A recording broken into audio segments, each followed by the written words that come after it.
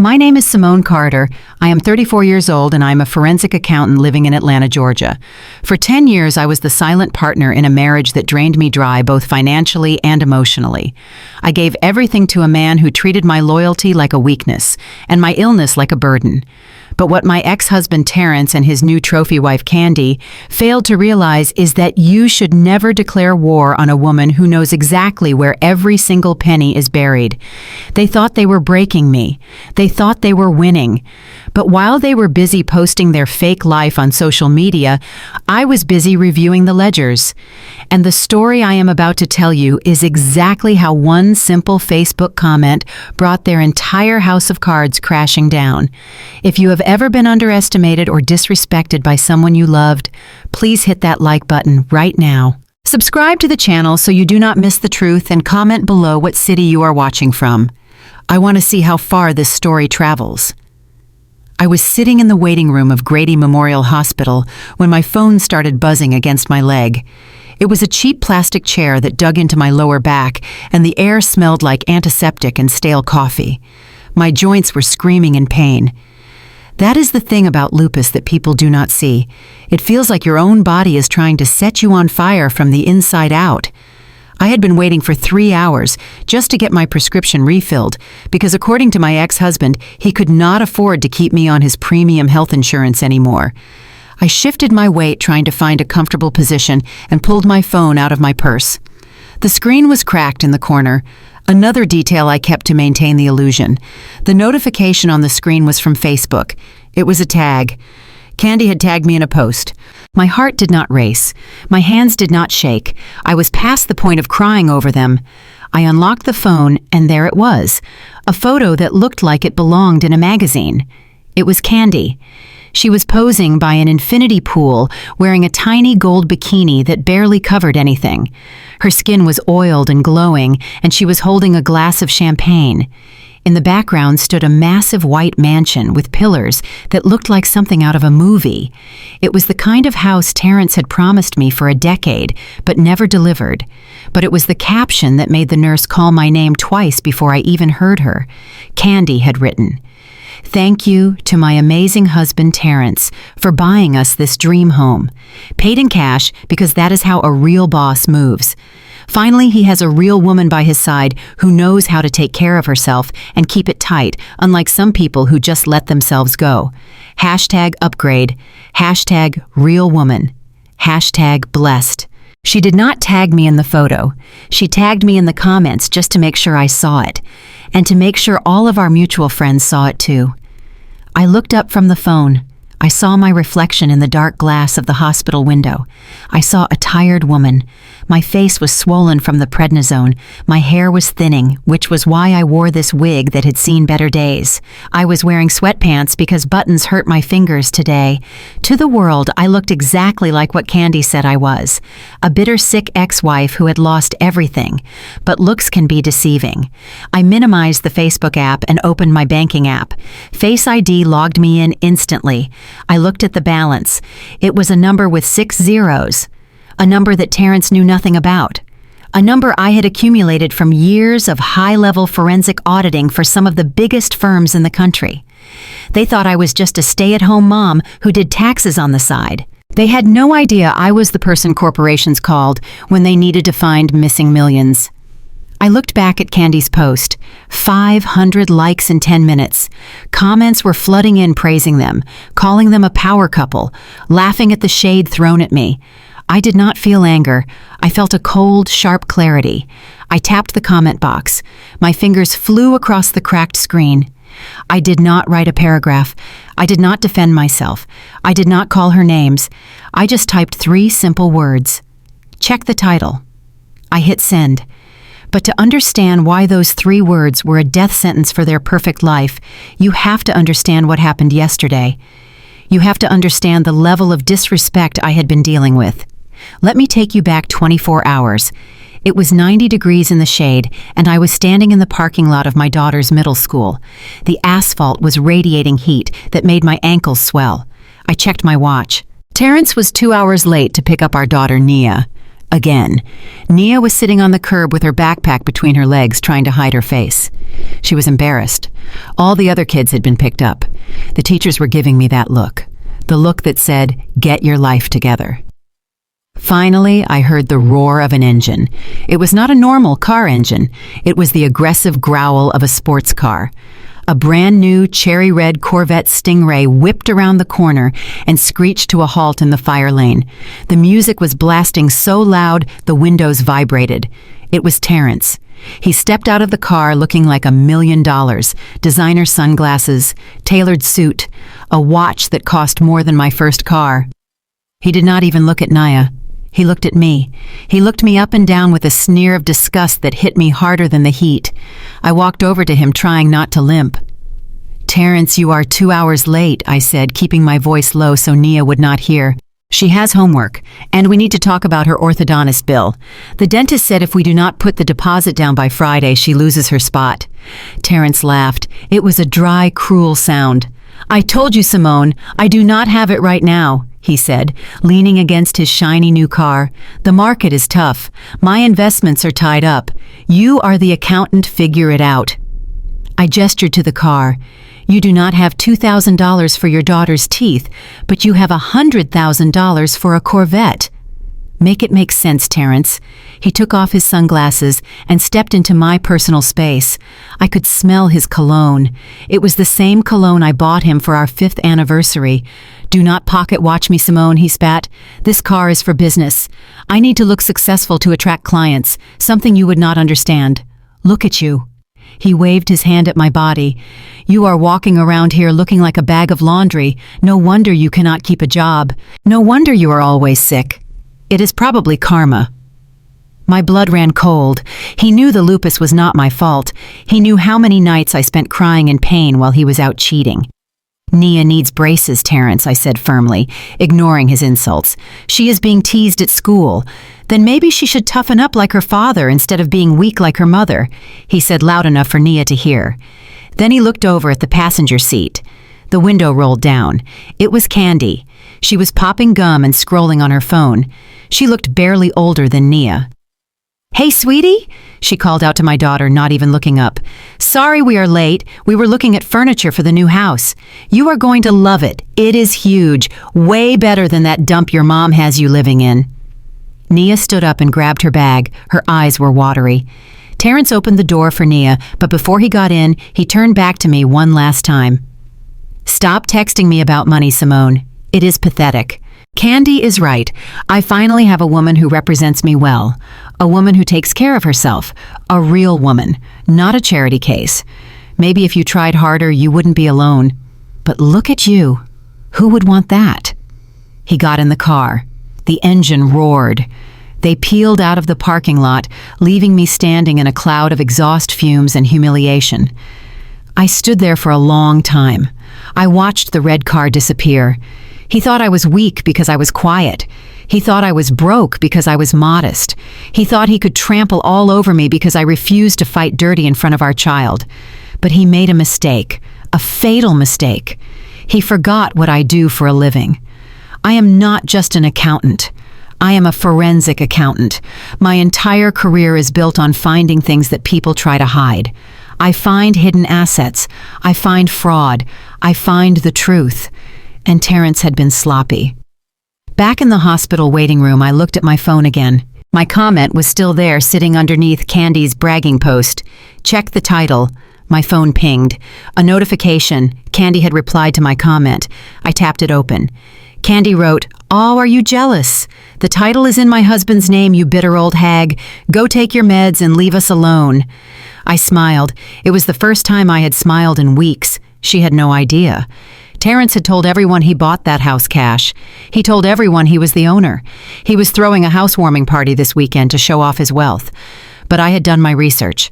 I had run the property records that morning. I dug through the shell companies. I followed the paper trail of the LLC that actually purchased the property. And what I found was going to destroy him. I closed my eyes and took a deep breath.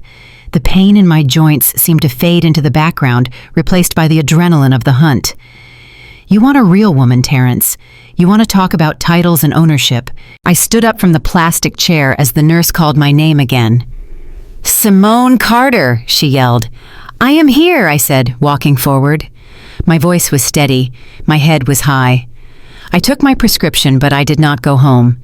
Instead, I walked out to the parking lot and sat in my old sedan. I pulled out my laptop from the passenger seat and connected it to my hotspot. I navigated to the county clerk's website. I pulled up the deed to the mansion at 4500 Peachtree Lane. The house Candy was currently taking selfies in. I looked at the owner's name on the document. It was not Terrence. It was not even a bank. The owner listed was a company called Phoenix Holdings, LLC. And who owned Phoenix Holdings, LLC? Me.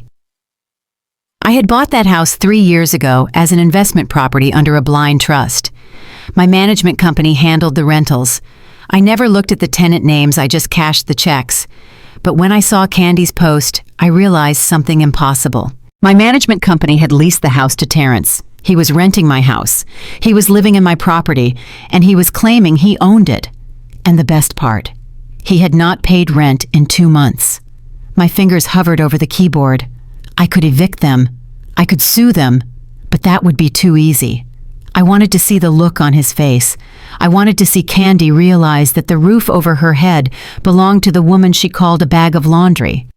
I opened my email and drafted a message to my property manager. Subject: immediate inspection and notice of lease violation. Then I opened Facebook one more time. I did not reply to Candy's insult. Instead, I posted a status on my own wall.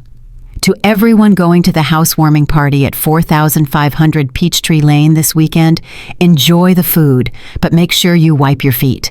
The landlady is coming for a surprise inspection, and she is not happy. I hit post.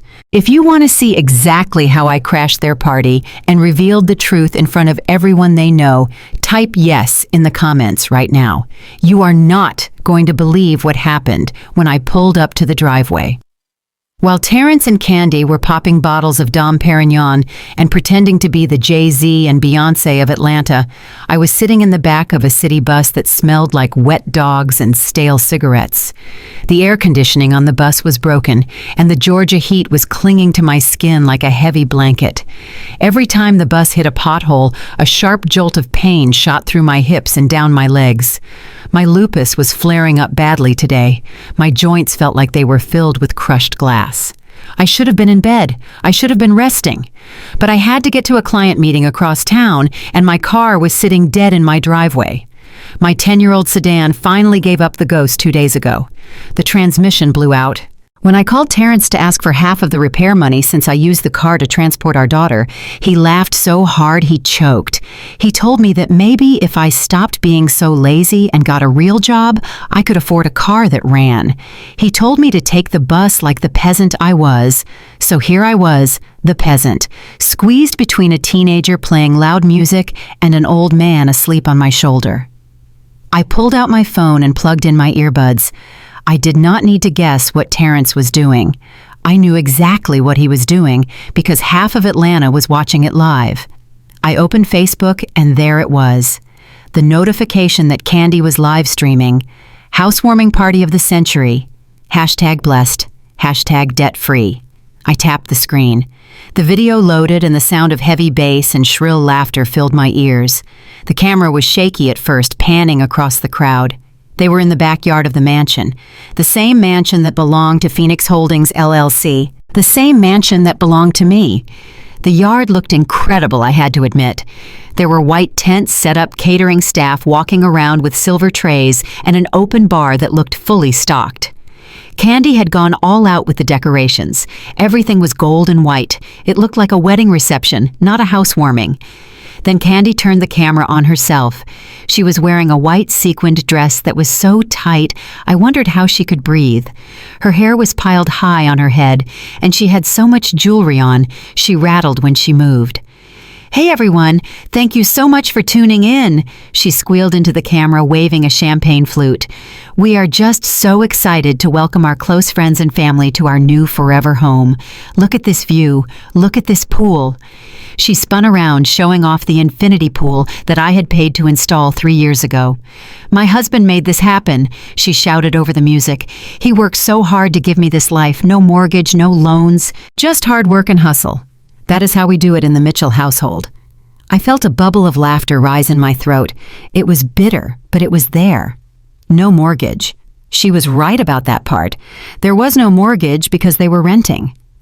But the hard work part, that was the joke of the century. Suddenly my video stream paused. An incoming call took over my screen. It was Emily. I let out a breath of relief. Emily was Terrence's sister-in-law, married to his older brother David. She was a sweet white woman from a small town in Tennessee who had married into the family 10 years ago. From day one, she had seen right through Terrence's charm. She hated the way he treated me. She hated his arrogance. And she absolutely despised Candy. I answered the phone, keeping my voice low so the other passengers wouldn't hear. "Hey, Em. Simone, are you watching this circus?" Emily whispered. She sounded like she was hiding somewhere, maybe a bathroom or a closet. The music from the party was muffled in the background. "I am watching," I said, shifting my legs to relieve the pressure on my knees. "It looks expensive." "Expensive does not even begin to cover it, Simone," Emily hissed. "They have a sushi chef, a literal sushi chef making rolls on demand by the pool. And the champagne, it is not even the cheap stuff, cases of it. But that is not why I called. You need to hear what he is telling people." I closed my eyes, leaning my head against the vibrating window of the bus. "What is he saying, Em? He is holding court in the living room right now. David is in there with him and a bunch of his car dealership buddies. Terrence is telling everyone that he bought this place outright. Cash. $2 million cash." I smirked. Of course he was. "He is showing them some fake deed on his phone?" "Simone." Emily continued, her voice shaking with secondhand embarrassment. "He is telling them that he made a killing in cryptocurrency and some offshore investments. He is bragging that he does not answer to any bank. He said, and I quote, 'I do not pay interest, I pay in full.'" I looked down at my own shoes. They were sensible orthopedic sneakers, scuffed at the toes. I looked at my hands, swollen and tired. "Let him talk, Em," I said softly. "Let him tell every lie he has in his pocket." "But it makes me sick," Simone, Emily said. "He is standing there looking like a king, and I know for a fact he refused to pay for Nia's field trip last week. He told David he was cash poor because of the closing costs. But he is telling these strangers he is swimming in money. It is disgusting. And Candy. Don't even get me started on Candy." "What is she doing?" I asked. "She is walking around telling the wives that she is planning to redecorate the entire master wing. She says the previous owners had terrible taste. She wants to knock down the wall between the master bedroom and the nursery to build a walk-in closet." My eyes snapped open. "She wants to do what?" "She wants to knock down a wall," Emily confirmed. "She has a contractor coming on Monday to give an estimate. That was a violation. A major lease violation. The rental agreement stated clearly that no structural changes could be made without written consent from the management company." "Good," I said coldly. "Let her call the contractor. Let her start swinging that sledgehammer." "Simone, why are you so calm?" Emily asked. "You should be here. You should be screaming. You should be telling everyone the truth. Why are you letting them humiliate you like this?" I looked out the window as the bus crawled through the downtown traffic. We were passing the shiny office buildings where I used to work, where I built my reputation, where I made the money that bought the roof over Terrence's head. "Because, Emily," I said, my voice dropping to a whisper, "the higher the monkey climbs, the more you see his behind." "What does that mean?" Emily asked. "It means I need him to feel safe. I need him to feel untouchable. I am sitting on a bus right now, Em. My car is dead. I have $20 in my wallet. I look like a defeated woman. And that is exactly what I want him to see. If he thinks I am broke, he gets sloppy. If he thinks I am weak, he gets reckless." There was a pause on the line. "You are up to something, aren't you?" Emily asked. "I am always up to something," I said. "Just do me a favor. Keep smiling, eat the sushi, drink the expensive champagne, and if he mentions the deed again, just nod. Do not correct him. Do not defend me. Let him dig his grave a little deeper. Okay, Simone, I trust you. But hurry up. It is getting hard to watch. Oh God, Candy is grabbing the microphone for a toast. I have to go. Emily hung up. I switched back to the live stream. Candy was standing on a chair, now swaying slightly. She looked drunk. I just want to say she slurred into the mic. To all the haters, to all the exes who said my man would never be anything. Look at us now. We are living in a palace and you are probably taking the bus. The crowd laughed. Terrence laughed the hardest, wrapping his arm around her waist and kissing her neck. I looked at the screen. I looked at the man I had washed socks for, the man I had nursed back to health when he had pneumonia, the man who was now laughing at my poverty while standing in my investment. I did not feel sad. The sadness was gone, replaced by a cold, hard resolve. I pressed the stop button on the bus rail. My stop was coming up. I stood up, ignoring the pain in my joints. I walked to the door with my head high. Enjoy the party, Terrence. Enjoy the sushi. Enjoy the fantasy. Because tomorrow is the 1st of the month, and rent is due. And since you just told the world you have $2 million in cash, I think it is time for the management company to raise the rent. I stepped off the bus into the humid Atlanta air. I checked my watch. I had a meeting with my lawyer in an hour. Not to discuss the house, but to discuss the custody papers Terrence had served me. He thought he could use his fake wealth to take my daughter. He thought he could prove I was unfit because I took the bus. He was about to learn that taking the bus was a strategic choice. I walked toward the law office, ready for war.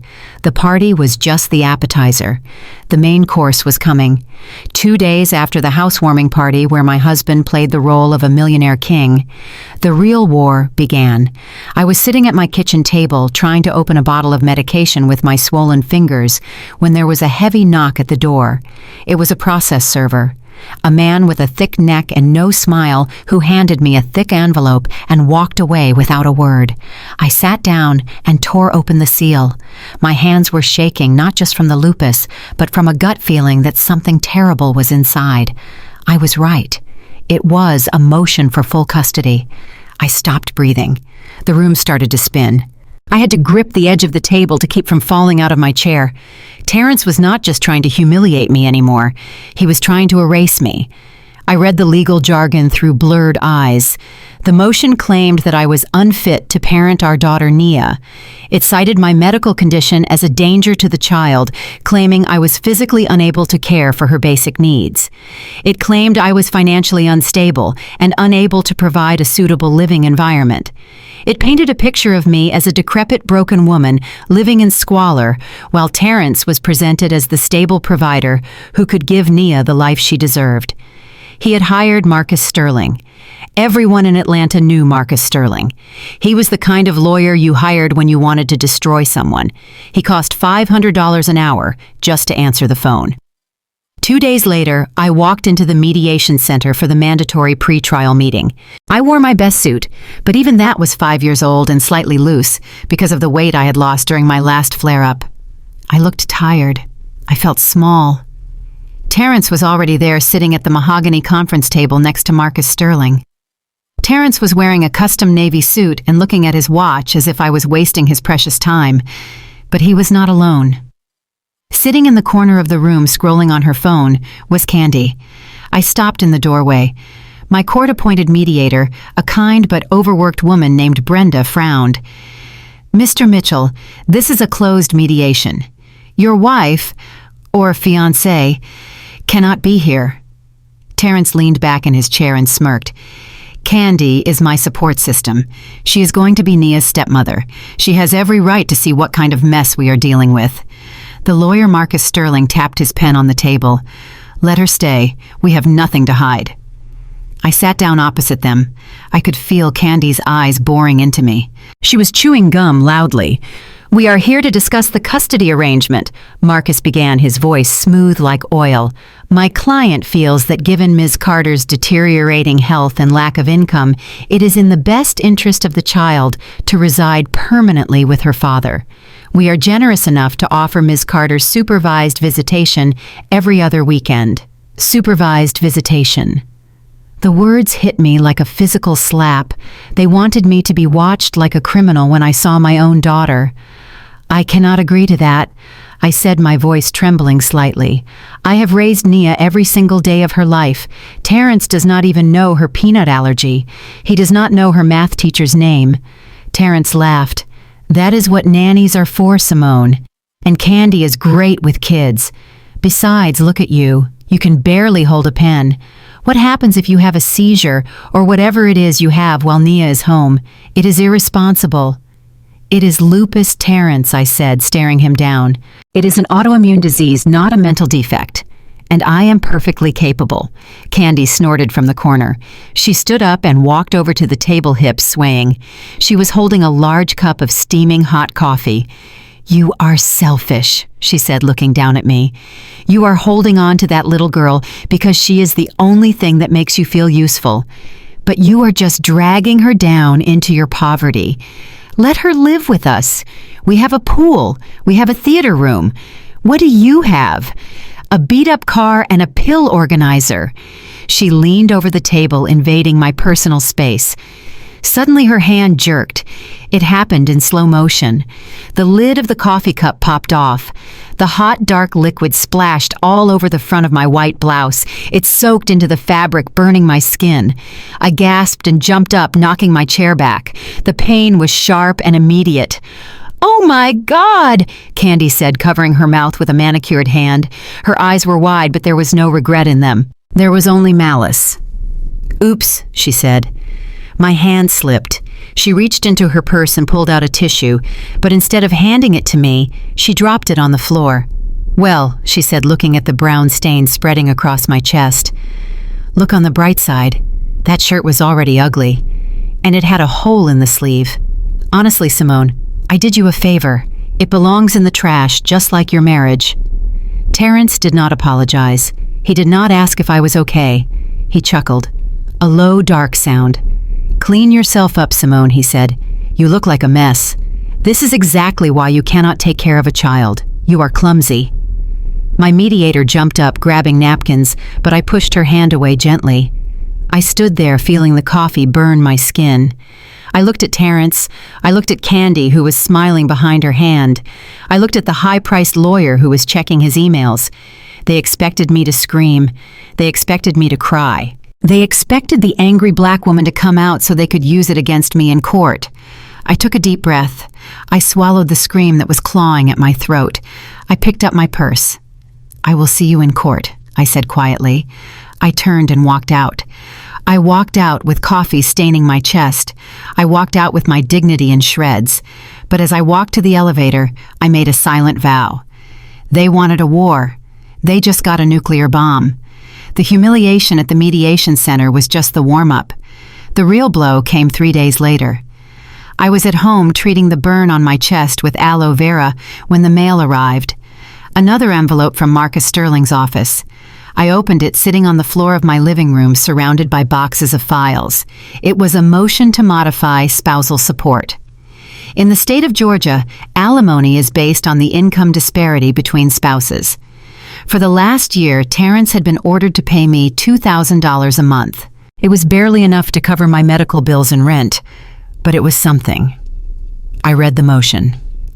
Terrence was requesting to terminate alimony completely. Reason: drastic reduction in income. I frowned. I flipped to the second page. It was a financial affidavit.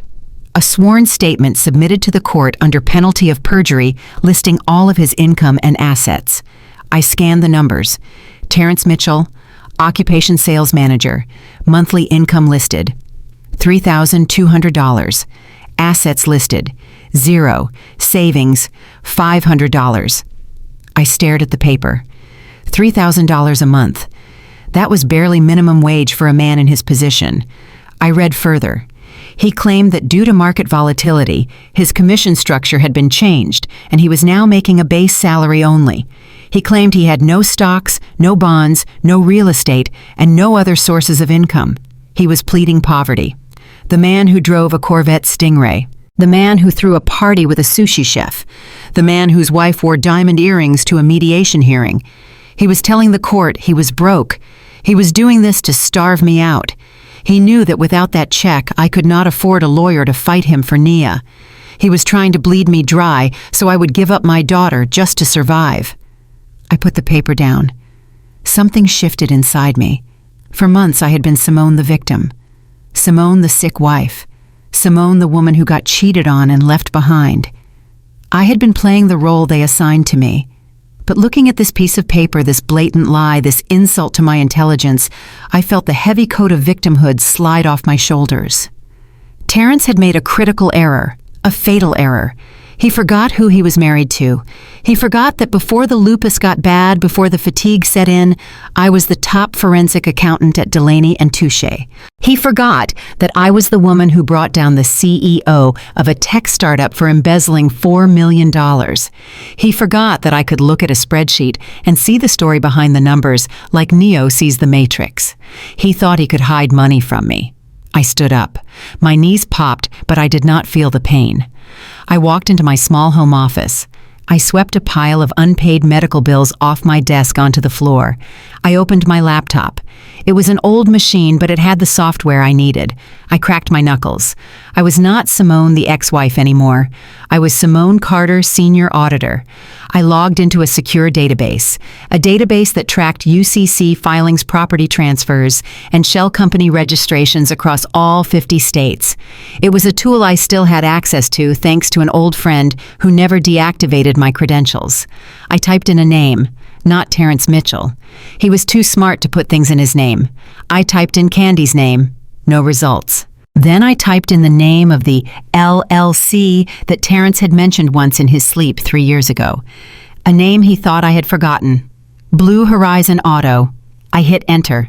The screen filled with data. My eyes scanned the lines, bank accounts in the Cayman Islands, a commercial property in Florida, and a direct deposit stream that linked back to a series of fraudulent insurance claims processed through the dealership. And there at the bottom of the ledger was the smoking gun. A monthly transfer of $25,000 into an account listed under a dummy corporation. The owner of the corporation, Terrence Mitchell.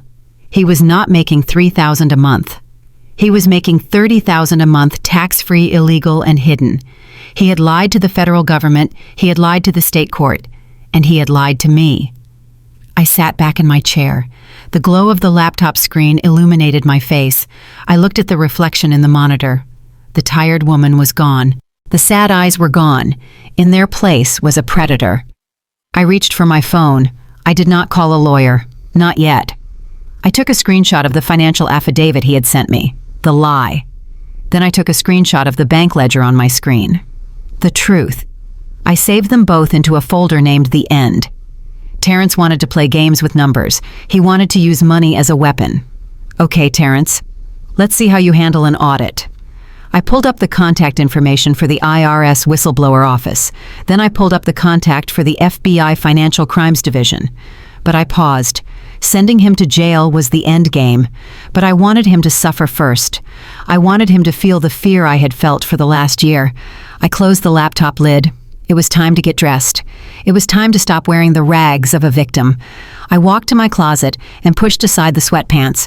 Way in the back, covered in plastic, was my old power suit, the one I wore when I made grown men cry in boardrooms. I ran my hand over the fabric. Review time is over, Terrence. The audit begins now.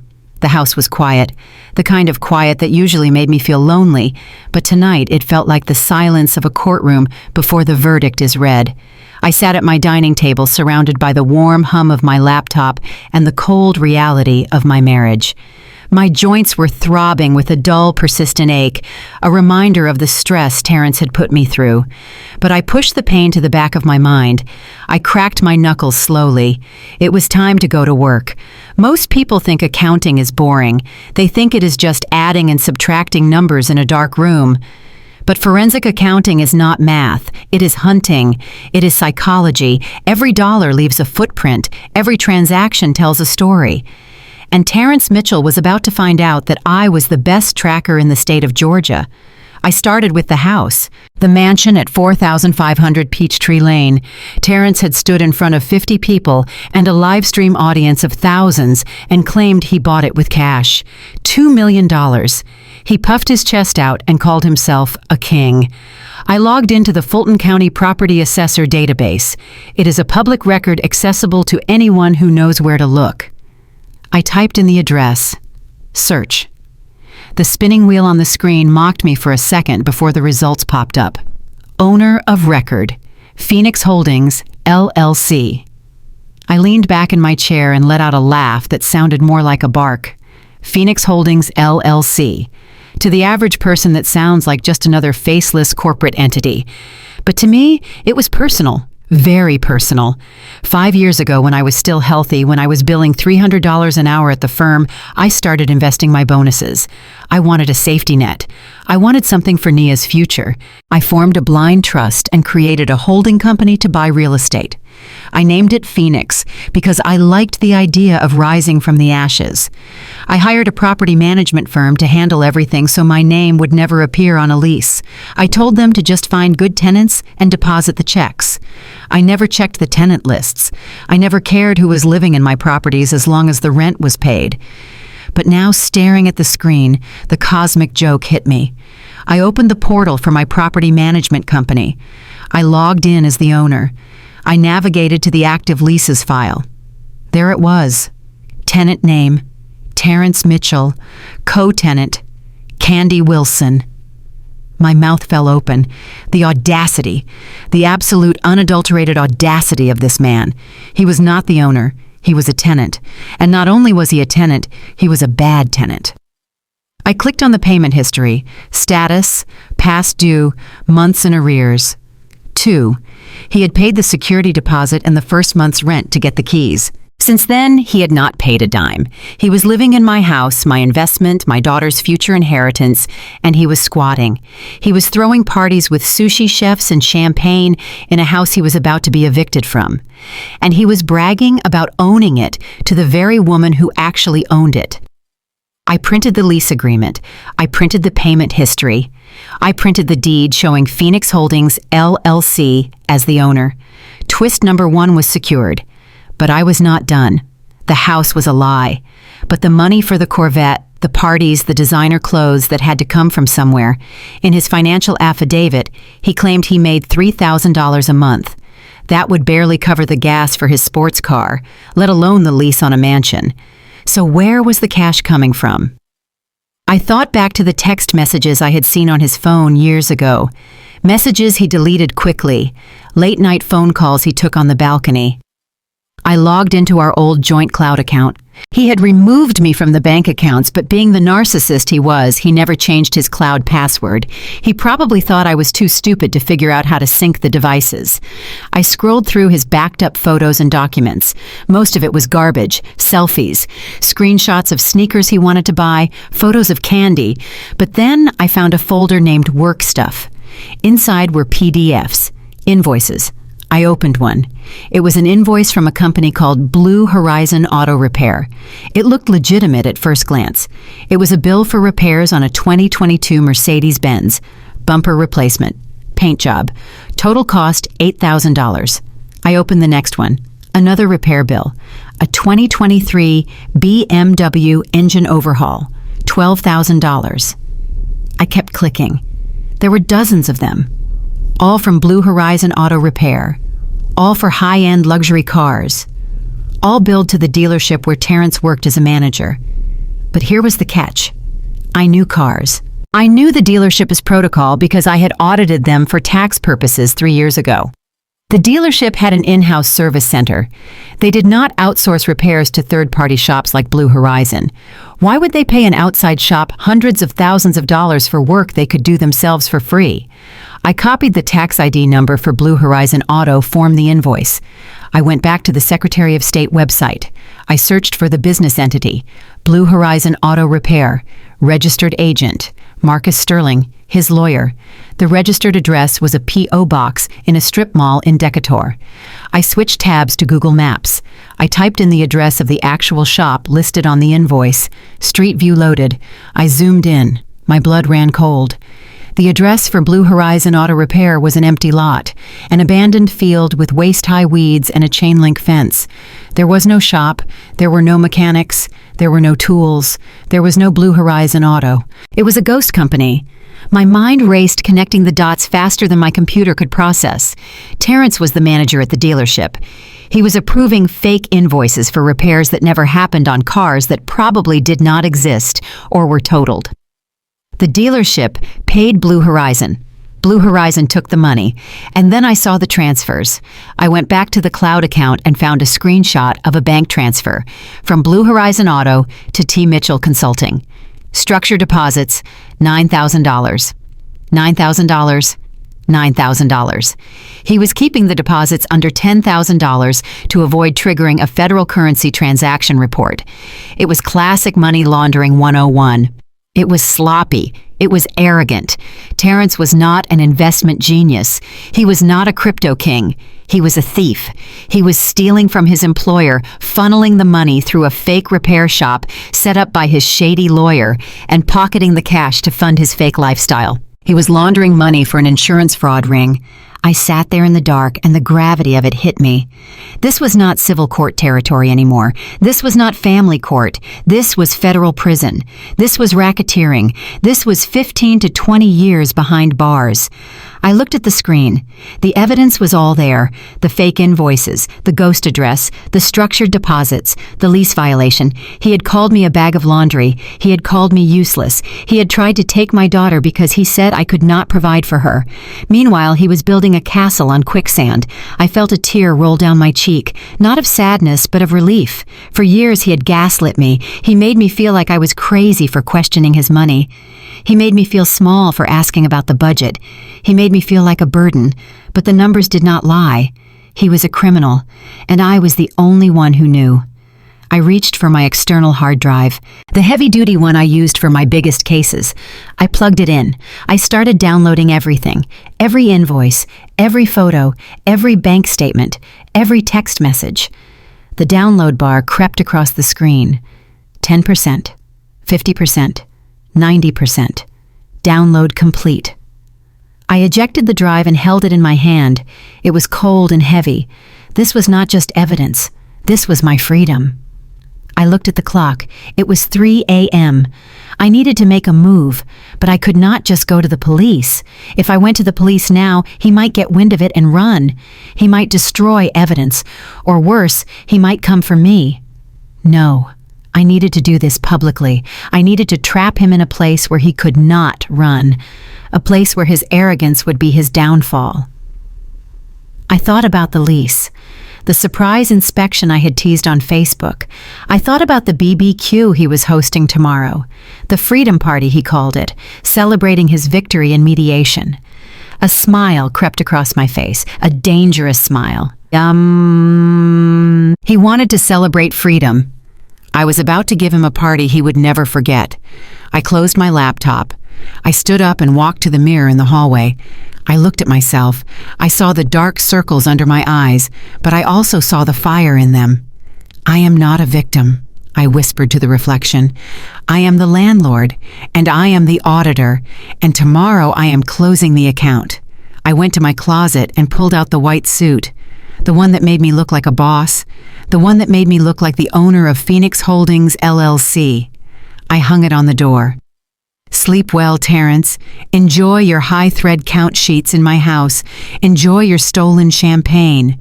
Because when the sun comes up, the Phoenix is coming to collect.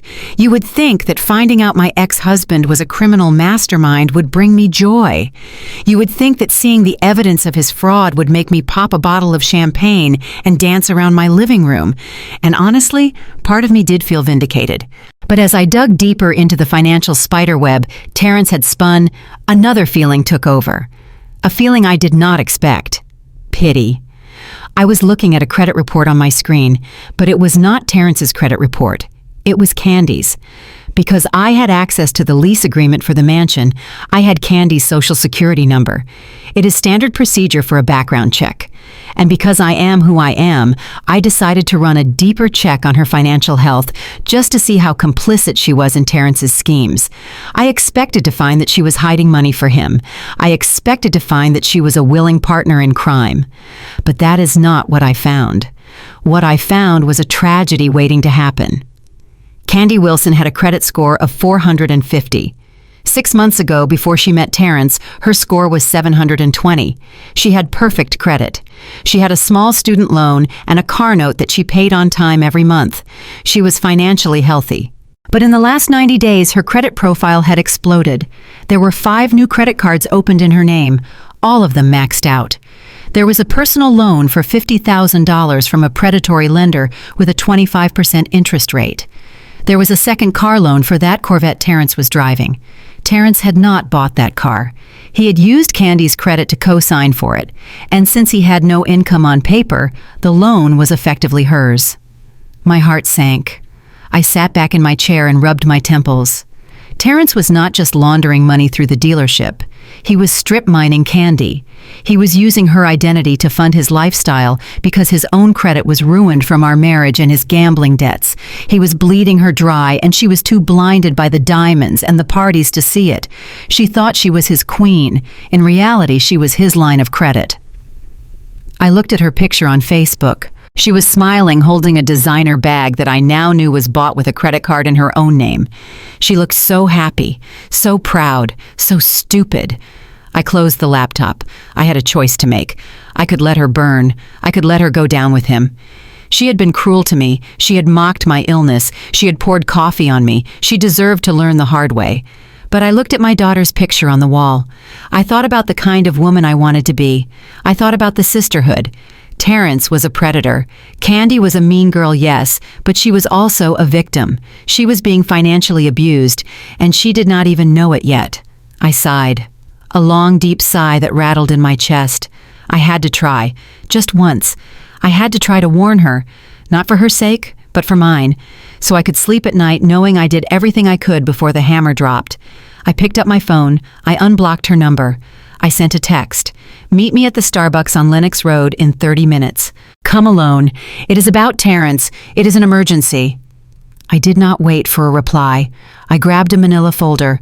I put 3 pieces of paper inside. The credit report showing the loans, the Corvette financing agreement with her forged signature, and a list of the maxed out cards. I drove to the coffee shop. My hands were gripping the steering wheel tight. This was a risk. If Terrence found out, he would spook. But I had to take the chance. I sat at a table in the back corner. I ordered a black tea. I waited. 20 minutes later, the door opened. Candy walked in. And of course, she did not come alone. She was on FaceTime loud enough for the whole store to hear. "Hold on, girl," she said to the phone. "The bitter ex wants to beg for money or something. Let me see what she wants. I will call you back." She hung up and strutted over to my table. She was wearing a neon pink tracksuit and oversized sunglasses. She looked like a billboard for bad taste. She did not sit down. She stood over me, hip cocked to the side, chewing gum with her mouth open. "Make it quick, Simone," she said. "I have a nail appointment in an hour. And if you are here to ask for the alimony back, save your breath. Terrence says you are cut off." I gestured to the empty chair. "Sit down, Candy, please." She rolled her eyes, but she sat down, crossing her arms over her chest. "What is it? Did you finally sign the custody papers?" I pushed the manila folder across the table toward her. "I am not here to talk about custody," I said, keeping my voice low and steady. "And I am not here to fight with you. I am here because despite everything, I know what it is like to be charmed by him." Candy laughed. A sharp barking sound. "Oh, Lord, here we go. You are still in love with him, aren't you? That is what this is. You cannot stand that he moved on to someone younger and hotter." I ignored the insult. "Open the folder, Candy." She looked at it suspiciously, like it might bite her. "What is in there? A love letter? A spell? Just open it." She reached out with her long acrylic nails and flipped the folder open. She glanced at the papers. She did not read them. She just looked at the headers. Credit Karma. Experian, Wells Fargo. "What is this?" she asked, looking up at me. "Why do you have my credit report? Are you stalking me?" "That is illegal, Simone. I can have you arrested. Read the balances, Candy." I said, leaning forward. Look at the dates. Look at the signatures. She looked back down. Her eyes scanned the page. I saw a flicker of confusion cross her face. $50,000, she muttered. I never took out a $50,000 loan. Keep reading, I said. The Corvette, she said. Why is my name on the Corvette loan? Terrence said he bought it cash. Because he lied, Candy, I said softly. He did not buy it cash. He financed it in your name. He forged your signature, and those credit cards, the ones he uses to buy you those bags. They are in your name too. He is ruining you, Candy. He is destroying your credit. By the time he is done with you, you will not be able to rent a bicycle, let alone a house. Candy stared at the paper. For a second, just 1 second, I thought I got through to her. I saw the fear in her eyes. I saw the doubt. But then the cognitive dissonance kicked in. The truth was too painful. To believe me meant accepting that her entire fairy tale life was a lie. To believe me meant accepting that she was not a queen but a fool, and Candy Wilson was not ready to be a fool. She slammed the folder shut. Her face twisted into a mask of rage. "You are a liar," she hissed. I shook my head. "The numbers do not lie, Candy. Call the bank. Check your app. Just check." "No," she shouted, causing the barista to look over. "You typed this up. You forged this. You are trying to sabotage us because you are miserable. Terrence warned me about you. He told me you would try to plant seeds of doubt. He told me you were manipulative." "He is using you," I said, my voice rising slightly. "He is a criminal, Candy. He is laundering money, and he is using your identity to cover his tracks. When the police come, and they are coming, Candy, they are going to come for you too. That was the wrong thing to say." Candy stood up so fast, her chair scraped loudly against the floor. She reached into her purse and pulled out her phone. She opened Instagram. She hit the live button. "Hey guys," she yelled at the phone screen, turning the camera toward me. "Look who I am here with. Look at this pathetic woman." I sat there stunned. The phone camera felt like a weapon pointed at my face. "This is Simone," she shouted, "my fiancé's jealous ex-wife. She lured me here to tell me lies about my man. She is trying to say my husband is broke. Can you believe the audacity?" She moved the camera closer to my face. "Say hi, Simone. Tell my followers how jealous you are. Tell them how you are trying to break up a happy home because you are old and sick and no one wants you." "Put the phone away, Candy," I said, shielding my face with my hand. "I am trying to help you." "Help me," she scoffed. "You want to be me. You are mad because I live in a mansion and you live in a shack.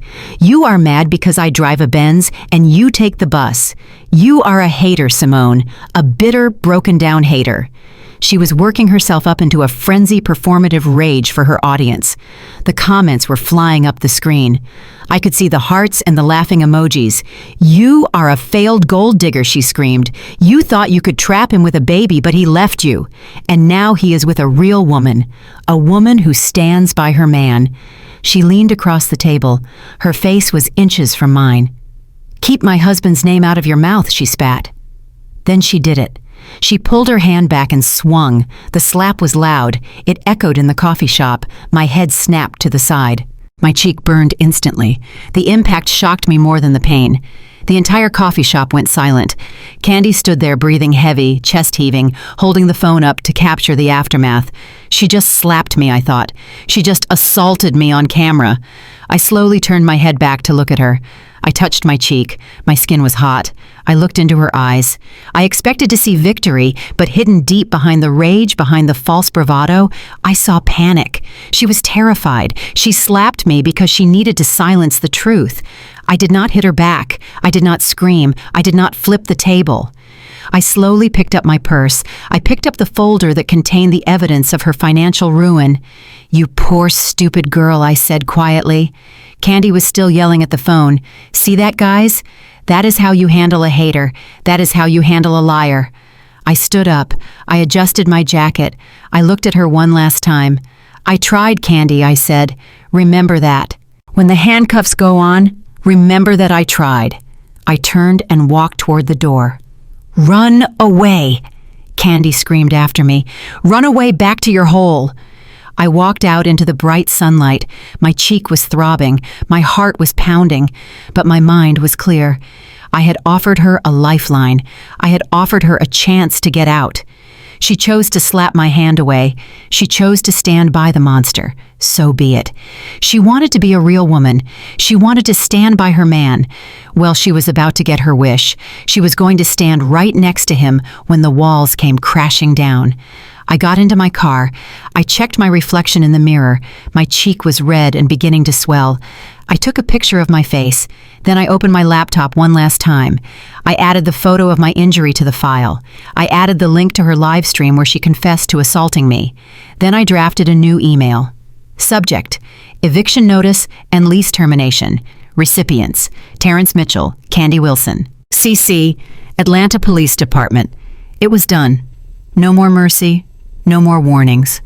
The party was tomorrow, and I was going to bring the house down. The very next evening, the Mitchell family was gathering to celebrate the 70th birthday of the family matriarch, Mama Joyce. If there was one person on this earth who hated me more than Terrence, it was his mother. For 10 years, she had made my life a living hell. She criticized my cooking. She criticized my parenting. She told me to my face that I was too dark and too quiet for her golden boy son. She wanted a trophy wife for him, and now she finally had one. I was obviously not invited to the party. I was sitting in my car, parked 2 blocks away from the venue, hidden under the shade of a large oak tree. The engine was off, and the windows were cracked just enough to let in the humid night air. I was not there to crash the party. Not yet. I was there because I was the handler for an agent on the inside. My phone lit up on the passenger seat. It was a text from Emily. "I am in." I picked up the phone and typed back, "Be careful. Do not force it. If the door is locked, walk away." Emily was the wild card in this game. She was married to David Terrence's older brother. David was a good man, but he was weak. He went along with whatever Terrence said because Terrence was the one with the flash and the money. But Emily had a backbone of steel. She was a nurse from Tennessee with blue eyes that missed nothing. She had watched the Mitchell family abuse me for a decade, and she had stayed silent to keep the peace. But when she saw Candy slap me on live stream, something in her snapped. She called me that night and said she was done keeping the peace. She was ready to go to war. I checked my watch. It was 8 o'clock. The party was in full swing at a rented event hall in Buckhead, but I knew Terrence. I knew his patterns. Around this time, after the cake was cut and the speeches were made, Terrence would get bored with his mother. He would want to escape the women and the children. He would retreat to a private room to drink scotch and smoke cigars with his inner circle. He called it the board meeting. It was where they talked about money. It was where they talked about women. And tonight, thanks to the bug I gave Emily, it was where he was going to hang himself. I waited.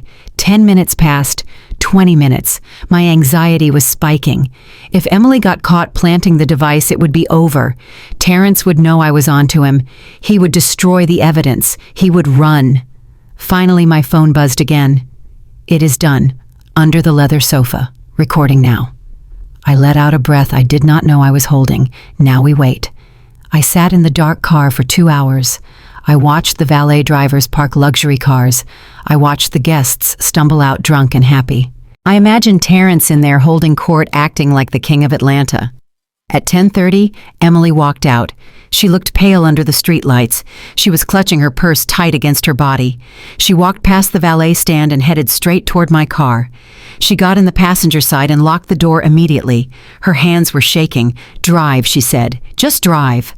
I started the car and pulled away from the curb.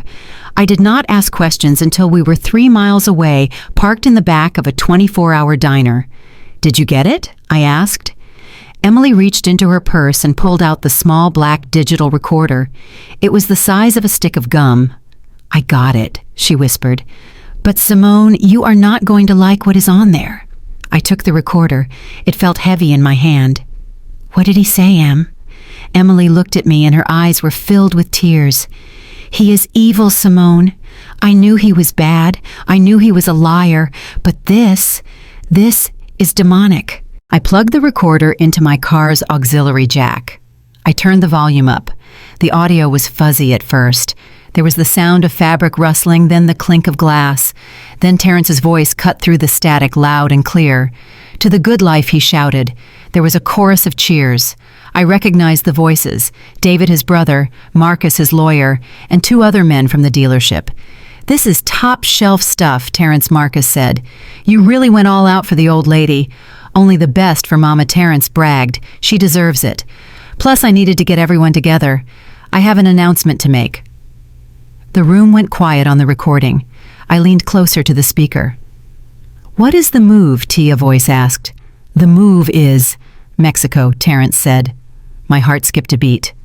"Mexico?" Marcus asked, sounding skeptical. "You cannot just leave. We have the operation running smooth here."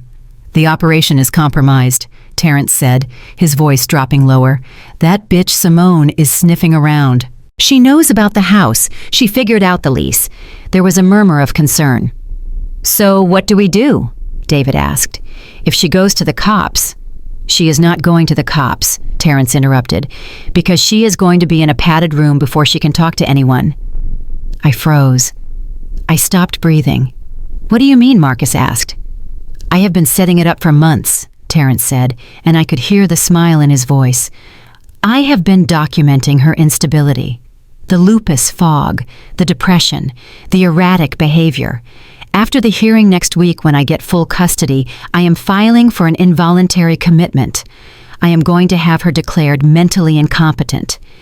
"You can do that?" David asked, sounding horrified. "With enough money and the right doctors, you can do anything." Terrence laughed. "I found a psychiatrist who owes me a favor. He is going to testify that Simone is a danger to herself and others. We put her away in a facility upstate. By the time she gets out, if she ever gets out, no one will believe a word she says. She will just be the crazy ex-wife who lost her mind." I gripped the steering wheel so hard my knuckles turned white. He was not just trying to take my child. He was trying to take my sanity. He was planning to lock me away. "But what about the money?" Marcus asked. "The feds track everything now." "That is the beauty of it," Terrence said. "The money is not attached to me. It is attached to Candy." "Candy?" David asked. "That girl is so stupid she thinks APR stands for April." Terrence laughed, and the other men joined in. "I have everything in her name. The loans, the cars, the shell accounts. When the bubble bursts, and it will burst soon, I will be long gone." "Where do you go?" Marcus asked. "Cabo," Terrence said. "I have a villa waiting. I take the kids. I take the cash I have buried. And I leave Candy here holding the bag. By the time the IRS knocks on her door, I will be sipping margaritas on the beach. She goes to prison for fraud. Simone goes to the asylum. And I win. Again." The recording dissolved into laughter. Cruel, heartless laughter. I hit the stop button. The silence in the car was deafening. Emily was crying softly next to me. "I am so sorry, Simone," she sobbed. "I am so sorry I did not tell you sooner. I did not know. I swear I did not know he was planning this." I sat there staring at the dashboard. I felt a cold calm wash over me. It was the same calm I felt when I found the money laundering. But this was different. This was survival. He was planning to frame his new wife. He was planning to institutionalize the mother of his child. He was a monster, a sociopath. And he had just given me the confession of a lifetime. I ejected the recorder. "You did good, Em," I said, my voice steady. "You did real good." "What are we going to do?" Emily asked, wiping her eyes. "We have to go to the police right now. This is conspiracy. This is intent to harm. We can have him arrested tonight." I looked at the recorder in my hand. Then I looked at the city skyline in the distance. "No," I said. Emily looked at me shocked. "No, Simone, he is planning to kidnap your children and lock you up. We have to call 911. If we call the police now," I explained, "he gets a lawyer. Marcus Sterling will spin this. He will say it was just locker room talk. He will say he was drunk and joking. He will bail out in 2 hours. And then he will disappear with my children before the trial even starts. He has cash buried, remember. He is a flight risk." "So what do we do?" Emily asked, desperate. "We stick to the plan," I said. "The plan. The police deal with criminals, but the community deals with liars." I wanted him arrested, yes. But more than that, I wanted him exposed. I wanted his mother to hear this recording. I wanted Candy to hear how he called her stupid. I wanted his business partners to know he was planning to rat them out. I wanted to strip him naked in front of the world. I wanted to take his pride, his reputation, and his arrogance and crush them into the dirt.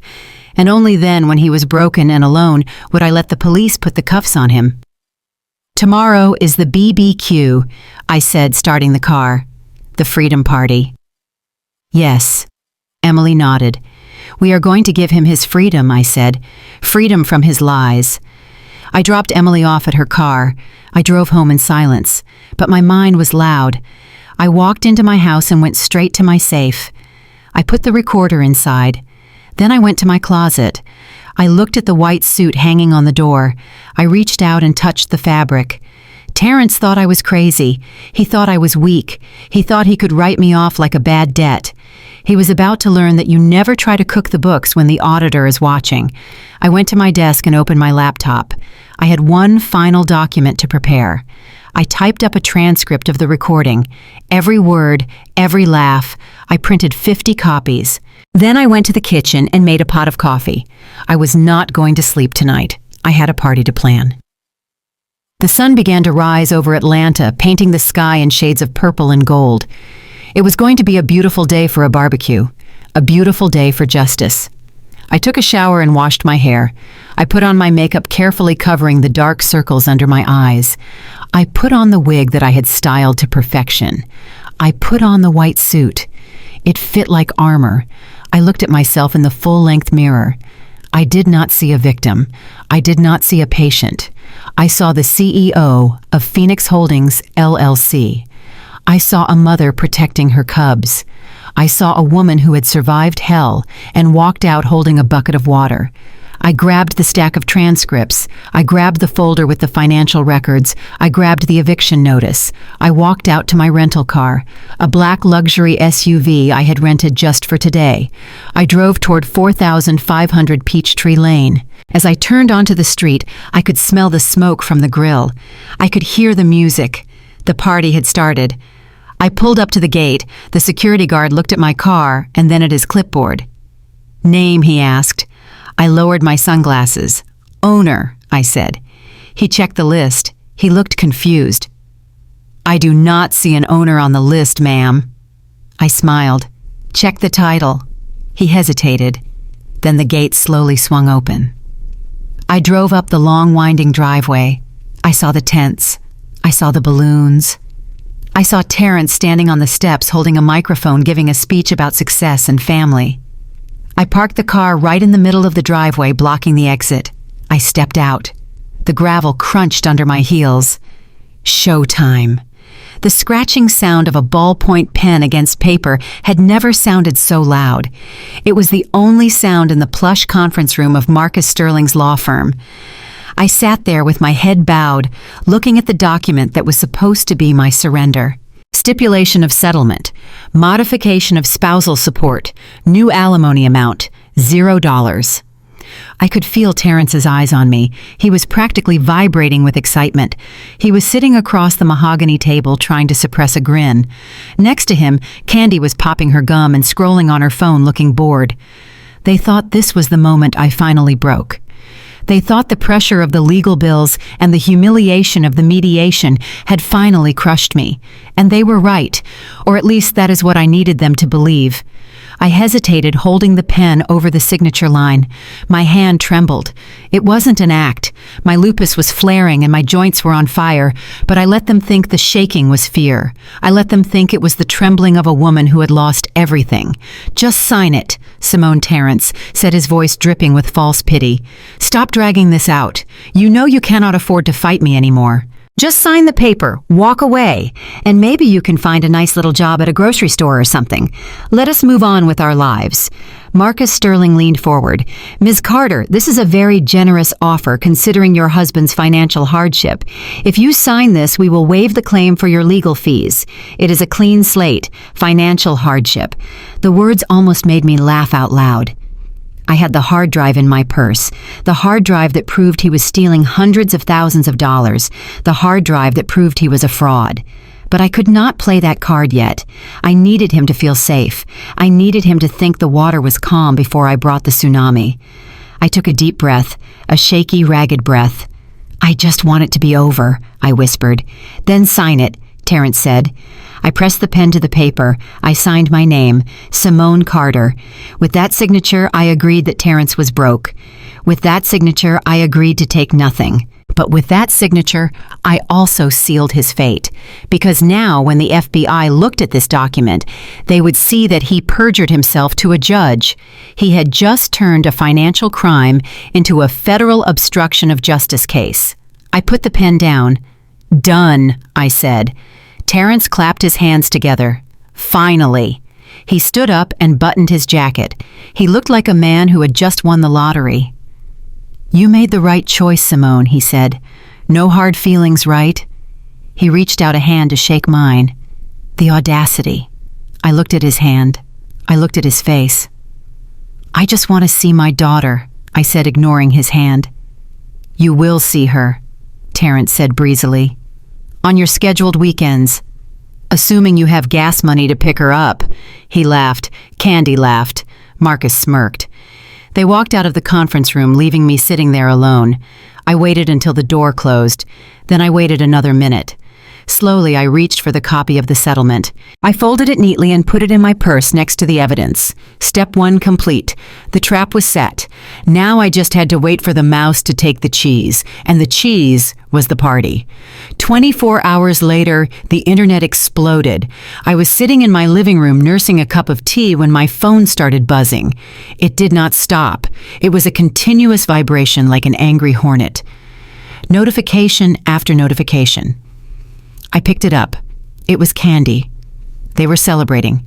They called it the Freedom Party. The barbecue at the mansion. The one I was currently getting ready to crash. But before the guests arrived, before the music started, Candy decided to do what Candy does best. She decided to gloat. She had posted a picture on Facebook and Instagram. It was the photo from the teaser, the photo that would end her life as she knew it. There she was standing next to Terrence by the pool. He was holding a bottle of Ace of Spades champagne. She was wearing a white dress that looked suspiciously like a wedding gown. They were kissing. But the caption was the dagger. Finally free, she wrote. The leech is gone. My husband is finally free from the dead weight he has been dragging for 10 years. He has a real woman now, a woman who takes care of herself, a woman who supports his dreams instead of draining his pockets. Unlike some people who use illness as an excuse to be lazy. We won. Love wins. Upgrade season. I read the words. Then I read them again. Use illness as an excuse to be lazy. That was the line that did it. I thought about the chemo treatments. I thought about the days I could not walk. I thought about the nights I worked from my hospital bed to pay our mortgage because Terrence had gambled away his paycheck. And now he was letting her say this. He was letting her mock the very struggle he had witnessed.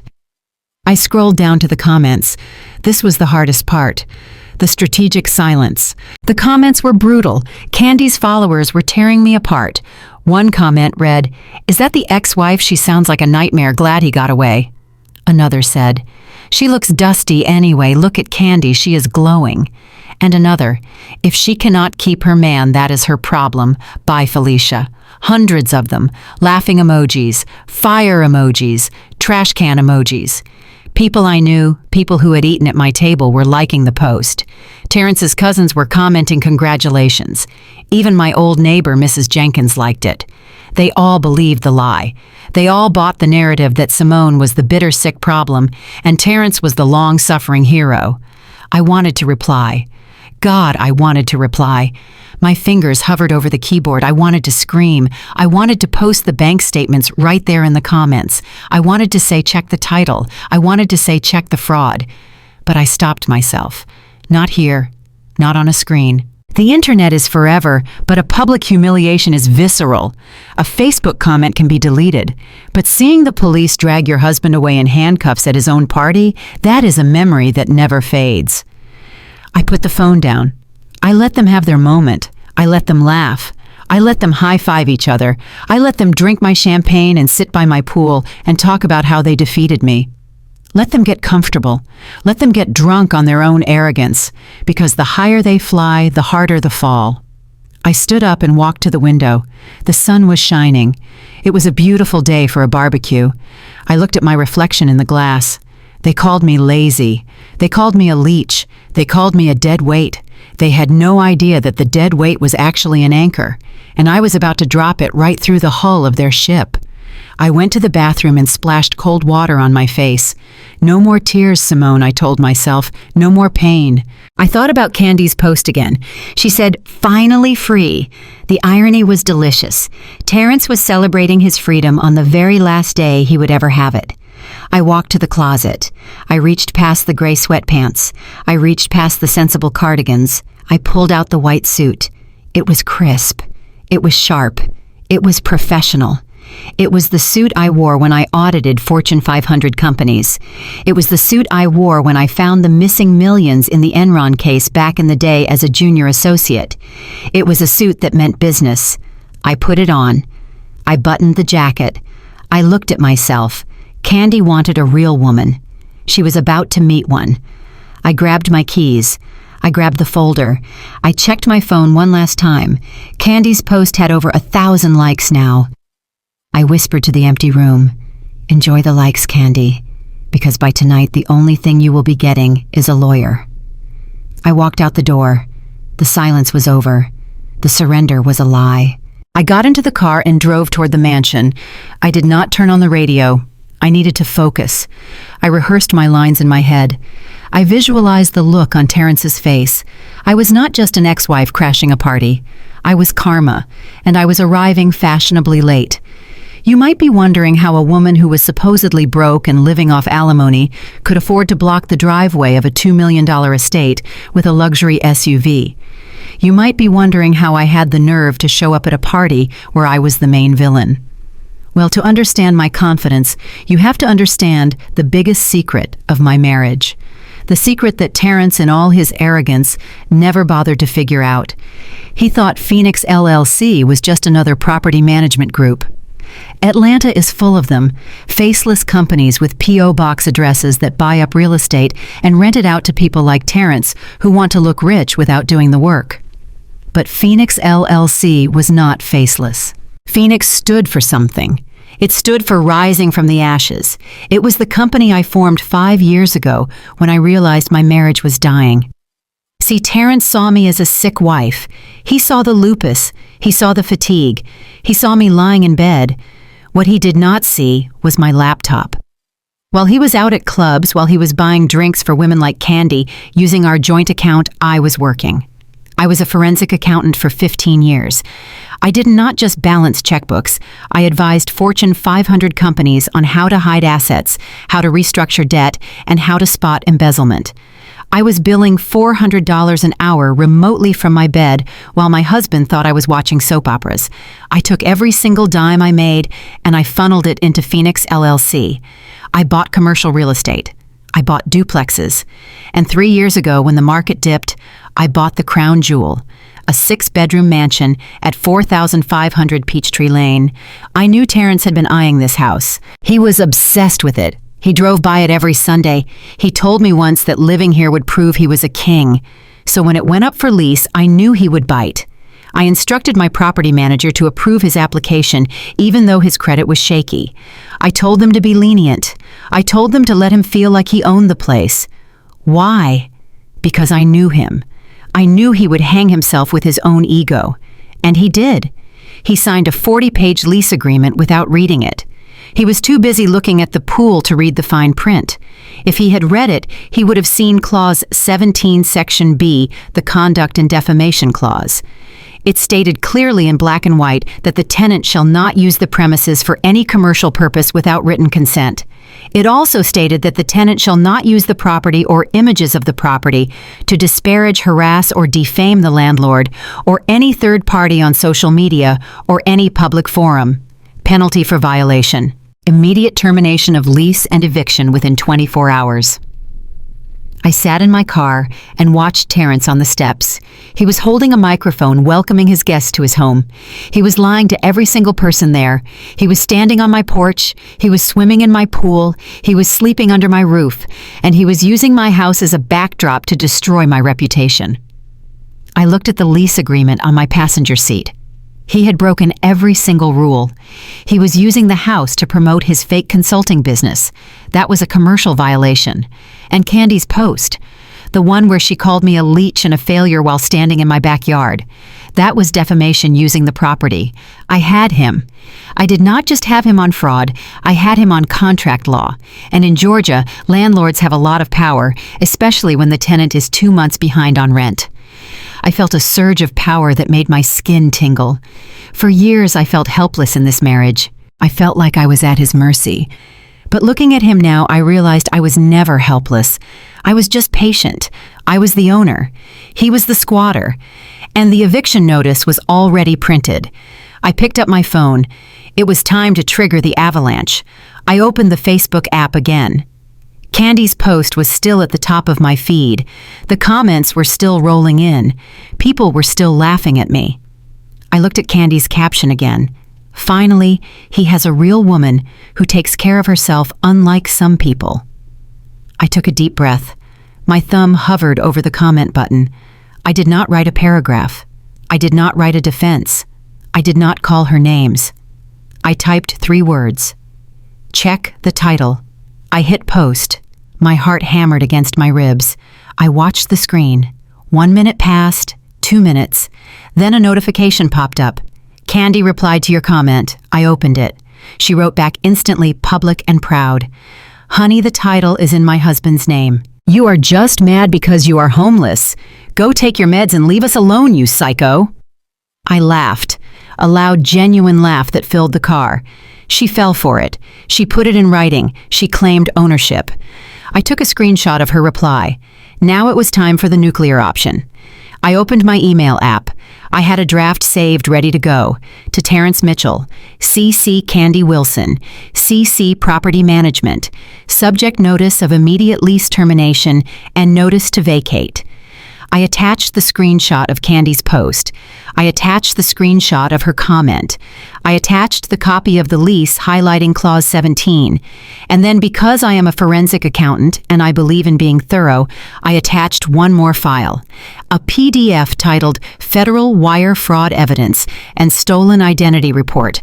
In the body of the email, I wrote simply, Dear tenant, per Clause 17 of your lease agreement, you are in violation of the conduct policy regarding defamation and commercial use of the property. Furthermore, you are 2 months behind on rent. Consider this your 24-hour notice to vacate the premises. Also attached, please find the evidence of money laundering and identity theft regarding Candy Wilson that has been forwarded to the FBI and the IRS this morning. I suggest you wrap up the party. The authorities are on their way. Signed, Simone Carter, owner and CEO, Phoenix Holdings, LLC. I stared at the send button. This was it. Once I pressed this, there was no going back. This would end his career. This would end his marriage. This would end his freedom. I looked at the house one last time. I saw my daughter Nia running across the lawn. I was doing this for her, to save her from a father who would sell her out for a quick buck, to show her that her mother was not a doormat. I pressed send. Whoosh! The email was gone. Now I just had to watch. I looked through the windshield. Terrence was still holding the microphone, laughing at something his brother said. Candy was near him, holding her phone, probably checking her likes. I counted down in my head. 10, 9, 8, 7.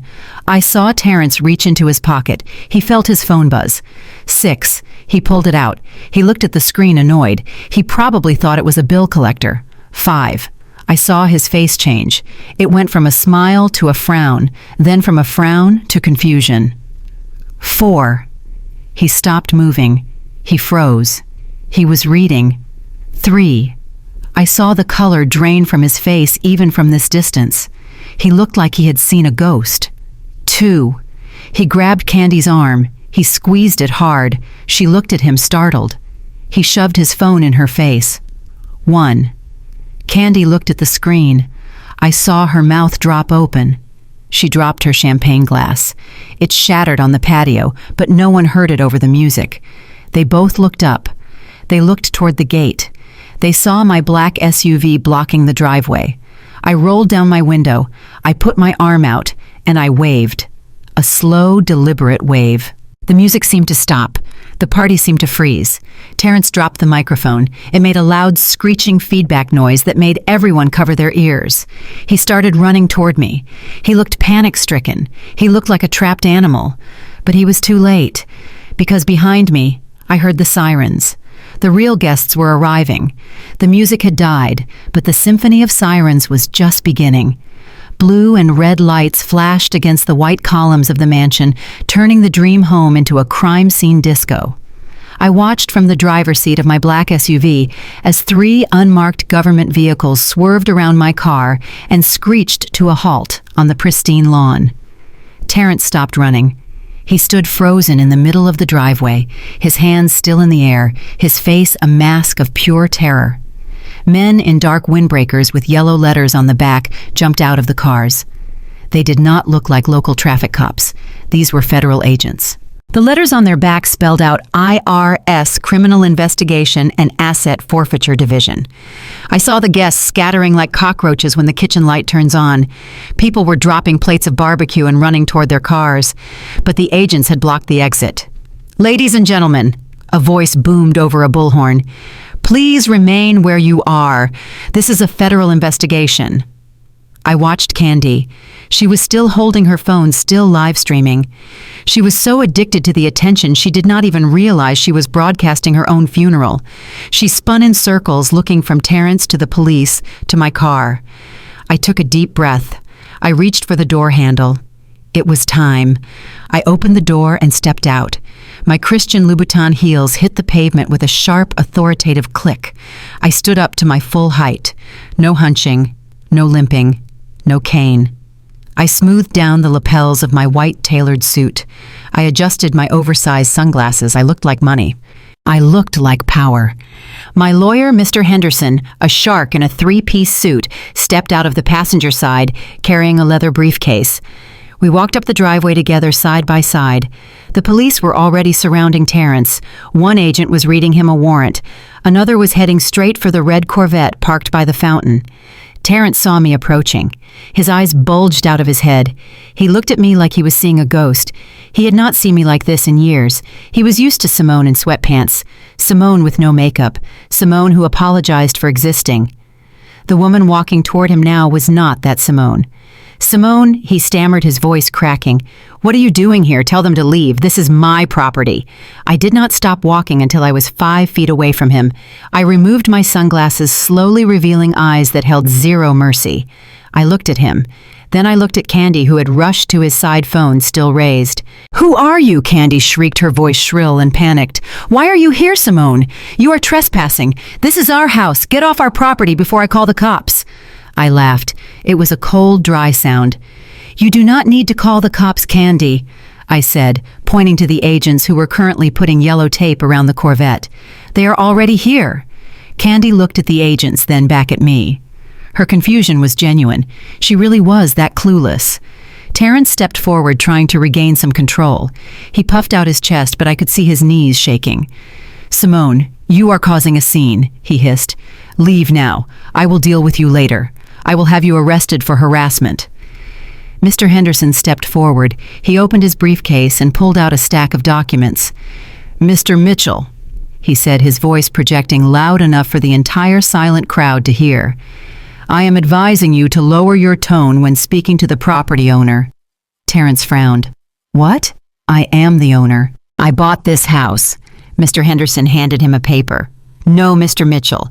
You signed a lease agreement 3 years ago with Phoenix Holdings, LLC. You are a tenant, and a delinquent one at that." Terrence looked at the paper. Then he looked at me. I saw the gears turning in his head. Phoenix. Phoenix. He looked at me with horror as the realization hit him. "You," he whispered. "You are Phoenix." I smiled. Surprise, Terrence. I turned to the crowd. I saw his mother, Mama Joyce, clutching her pearls, looking like she was about to faint. I saw his brother David looking down at his shoes. I saw Emily standing by the punch bowl, holding up her phone, recording everything with a small vindictive smile on her face. And I saw Candy's phone still live streaming to thousands of people. I looked directly into Candy's camera lens. "Hello, everyone watching," I said, my voice steady and clear.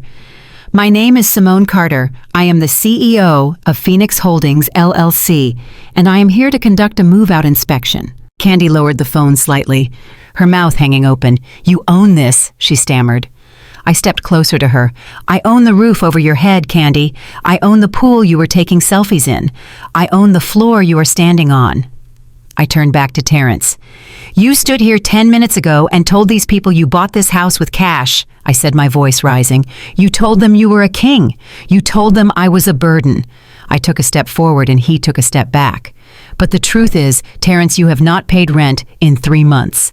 You violated the lease by running a criminal enterprise from my living room. And you violated the lease by using my property to slander my name. Terrence looked around frantically. Everyone was watching. The facade was crumbling. Simone, baby, listen, he pleaded, his voice dropping to a desperate whisper. We can talk about this. Do not do this in front of everyone. I will pay you. I have money coming in. I shook my head. You have nothing coming in, Terrence, except an indictment. I pointed to the federal agents who were now walking toward him with handcuffs. You said you bought this house with cash, I repeated, savoring every word. No, Terrence. You rent it with a markup from my company, and your lease is terminated effective immediately. I pointed a perfectly manicured finger at the gate. Get out. Terrence flinched. I said, get out, I yelled. But before he could move, the lead agent stepped in.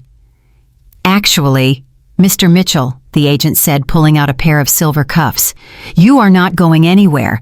We have a warrant for your arrest for wire fraud, money laundering, and identity theft. Terrence's face went gray. Wait, no, this is a mistake, he stammered as the agent grabbed his wrist and spun him around. I heard the click of the handcuffs. It was the most beautiful sound I had ever heard. Better than any song, better than any apology. Candy screamed. Terrence, what is happening? Tell them to stop. The agent looked at Candy. Are you Candy Wilson? He asked. Yes, she cried. That is my husband. The agent signaled to his partner. We have a warrant for you too, ma'am. Candy shrieked. For what? Credit card fraud and conspiracy, the agent said, walking toward her. We have evidence that multiple fraudulent loans were taken out in your name and the funds were used to facilitate this operation. But I did not do anything, she wailed, backing away. He did it. He told me to sign papers. I did not know.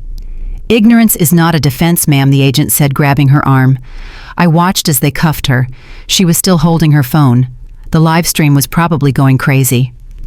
I watched them drag Terrence and Candy down the driveway, past the fountain, past the party decorations, past the life they pretended to have. Mama Joyce ran forward, screaming, My baby! You cannot take my baby!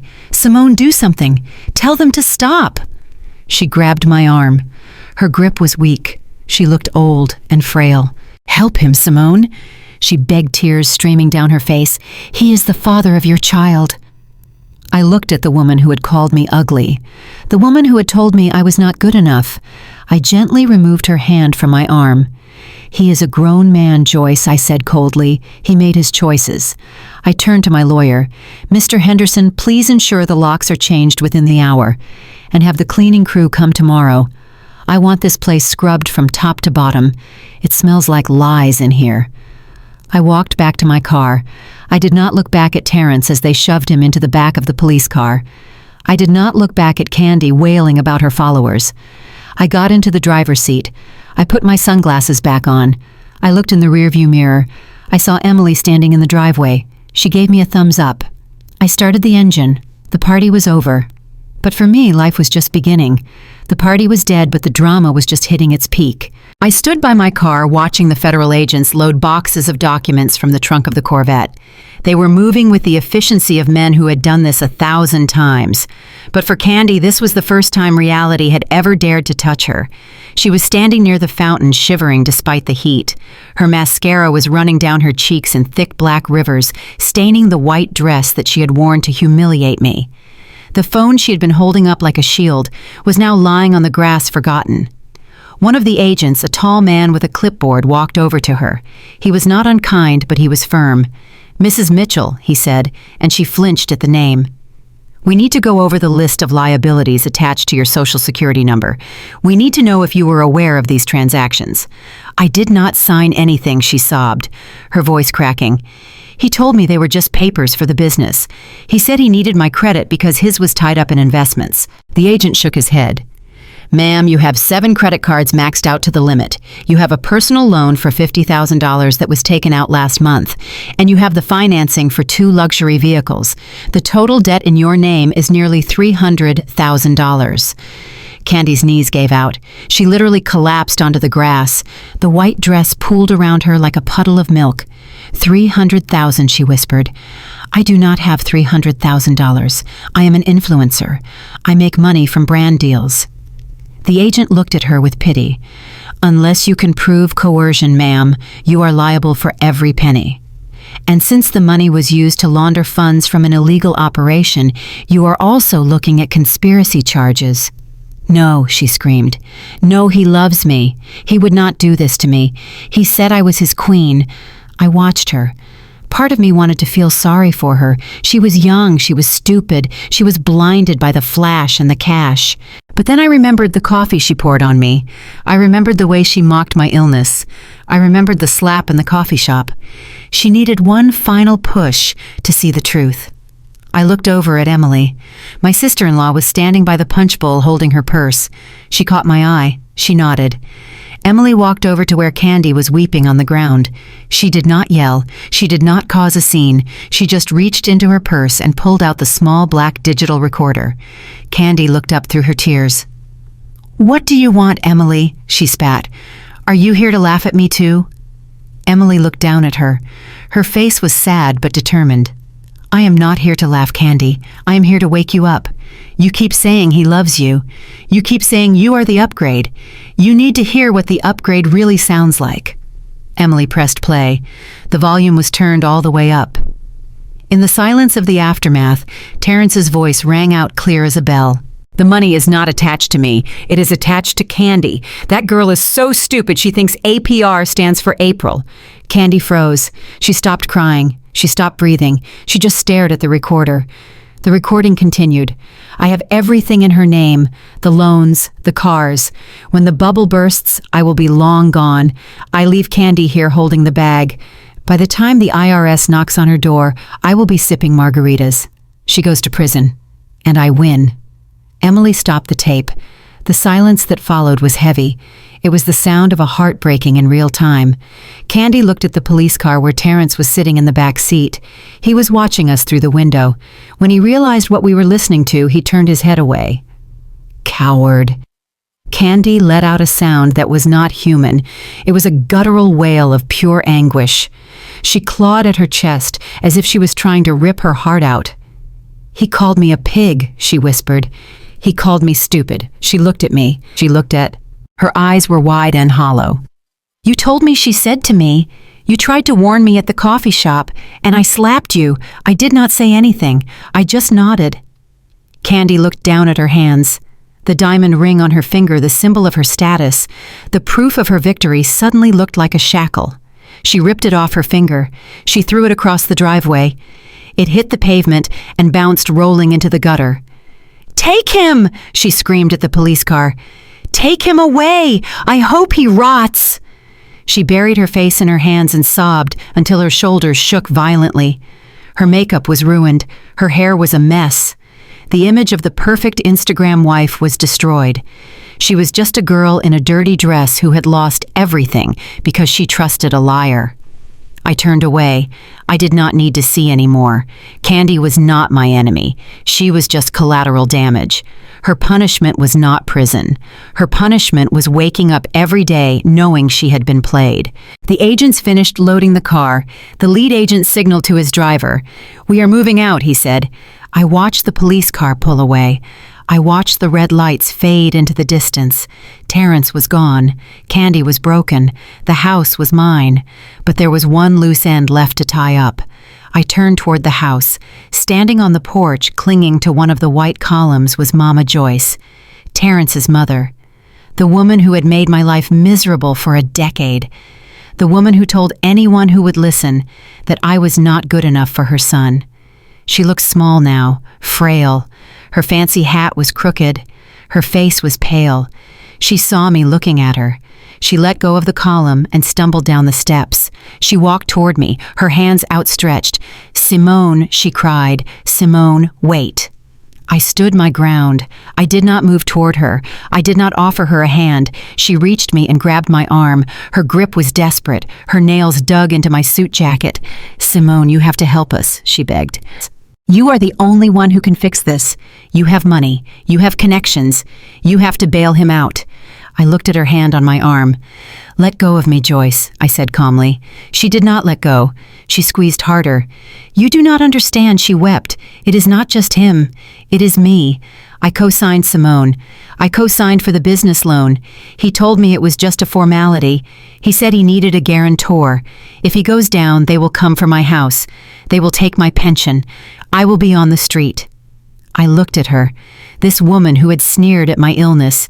This woman who had encouraged Terrence to cheat. This woman who had welcomed Candy with open arms because she was young and pretty. She was facing the same ruin she had wished on me. "Simone, please," she sobbed, falling to her knees on the driveway. "Do it for the family. Do it for Nia. I am her grandmother. You cannot let her grandmother be homeless." I looked down at her. I felt a flicker of the old Simone. The Simone who wanted to please everyone.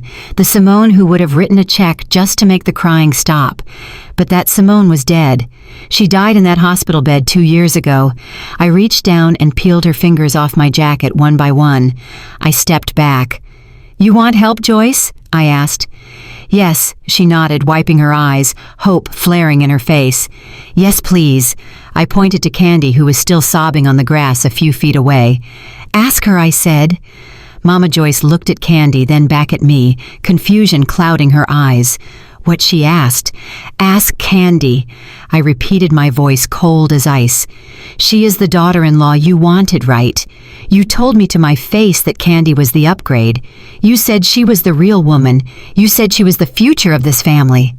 I leaned down so my face was level with hers. "Well, Joyce, the future is here. Go ask your upgrade for money. Go ask the real woman to save your house, because this broke, sick, lazy ex-wife is closed for business." Mama Joyce gasped. She looked at me with horror, realizing that I was not going to save her. "But Simone," she whispered, "we are family." "No," I said, straightening up. "We were family. Now we are just people who used to know each other." I turned my back on her. I walked toward my lawyer, Mr. Henderson. He was standing by my car holding a file. He looked at me with respect. "Ms. Carter," he said, "the police have taken Mr. Mitchell into custody. Given the severity of the charges and the flight risk established by the recording bail will likely be denied." I nodded. "And the custody case?" Mr. Henderson smiled. "I already spoke to the judge's clerk. With the father incarcerated and facing federal charges and the stepmother implicated in financial fraud, the court will grant you full and sole legal custody of Nia immediately. We just need to file the emergency order this afternoon." I closed my eyes. That was it. That was the victory. Not the house, not the money, not the revenge. My daughter, she was safe. She was... No one was going to take her from me. No one was going to poison her mind against me. "Thank you, Mr. Henderson," I said. "Let's go get my daughter." I walked to the driver's side of my car. I looked back one last time at the scene. The mansion stood tall and white against the blue sky. It was a beautiful building, but to me, it looked like a tomb where Terrence buried his integrity and Candy buried her future. I saw Mama Joyce sitting on the steps crying into her hands. I saw Candy lying on the grass staring at the sky. I felt lighter than I had felt in years. The pain in my joints was gone. The weight on my chest was gone. I got into the car. I started the engine. I put on my sunglasses. I pulled out of the driveway, leaving the gate open behind me. I drove down the street, watching the house disappear in my rearview mirror. I was not just driving away from a bad marriage. I was driving toward a life that was finally completely mine. I turned on the radio. A song was playing. Something upbeat. Something happy. I smiled. "My name is Simone Carter. I am a mother. I am a survivor. And I am the winner. And as for Terrence, well, he always wanted to live rent-free. Now he has a cell, and the taxpayers are footing the bill. I guess he got his wish after all. If there is one thing I want you to take away from my journey, it is this: never mistake a woman's silence for weakness. For years, Terrence and Candy thought they were winning because I didn't fight back in the comments section. They thought that because I was battling a chronic illness, I was too weak to battle for my future. They measured power by who shouted the loudest, who drove the flashiest car, and who posted the most photos. But they learned the hard way that real power doesn't need an audience. Real power moves in silence. This story is a reminder to every woman watching to always protect her peace and her pockets. Financial abuse is real, and it often hides behind a charming smile and a designer suit. Never let a partner, no matter how much you love them, leave you in the dark about your own life. Trust your gut. If the math doesn't add up, dig until you find the truth. And when you find it, don't scream, plan. Build your ark before the rain comes, just like I built Phoenix LLC. We often think revenge has to be loud. We think it has to be a drink thrown in a face or a key scratched on a car door. But true revenge, the kind that lasts, is simply letting people face the consequences of their own actions. I didn't put Terrence in jail. His greed did. I didn't ruin Candy's credit. Her blindness did. All I did was turn on the lights. So if you are going through hell right now, keep walking. Build your empire in the shadows. Let them laugh at your old car. Let them mock your struggle. Because one day you will be the one holding the keys, and they will be the ones standing outside the gate. If you believe that moving in silence is the ultimate power move, hit that subscribe button right now and share this video with a strong woman in your life who needs to be reminded of her worth.